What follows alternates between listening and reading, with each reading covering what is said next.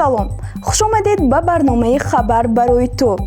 дар тоҷикистон нархҳои чиптаҳои ҳавопаймо аз рӯз ва самти парвоз вобаста аст.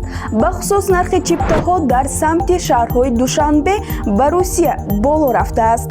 агар шахсе ки мехоҳад чипта бихарад, бояд он ҳадди ақал 1 ҳафта пеш аз санаи парвоз харидорӣ намояд, зеро бо баробари наздик шудани санаи парвоз нархи он чипта назар ба рӯзҳои қаблӣ гаронтар мегардад, яъне ба миқдори 5000 сомонӣ ва аз ин ҳам зиёдтар харидорӣ менамоед.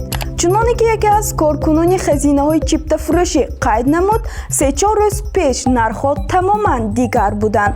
чипта аз самти душанбе ба Москав аз 2400 то 3000 сомонӣ арзиш дошт. сабаби ҷаҳиши ногаҳонии нархи чиптаҳои ҳавопаймо ба самти Русия дар чист? ҳар сол дар моҳи январ чиптаҳои ҳавопаймо ба самти Русия нисбат ба дигар моҳҳои сол арзонтар буд ва имсол нархи онҳо якбора боло рафт. ин ба талабот вобаста аст.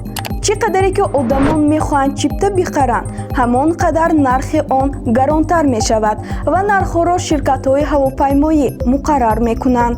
ёдовар мешавем, ки дар баҳори соли 2021 вақте ки парвозҳои чартерӣ миёни душанбе ба самти Русия афзоиш ёфт, нархи чипта аз 10 то 12000 сомонӣ боло рафт. он замон Оҷонсии авиатсионии граждании Тоҷикистон аз ширкатҳои ҳавопаймои Русия тақозо карда буд, ки қимати чиптаҳои душанбе ба Москавро бо қимати на бештар аз $500 муайян кунанд. барои чӣ маҳз нархи чиптаҳои ҳавопаймои душанбе ба Русия гарон шуд?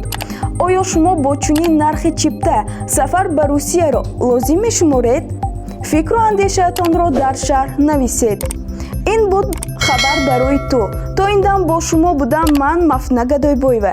то хабари навбатӣ, хайр.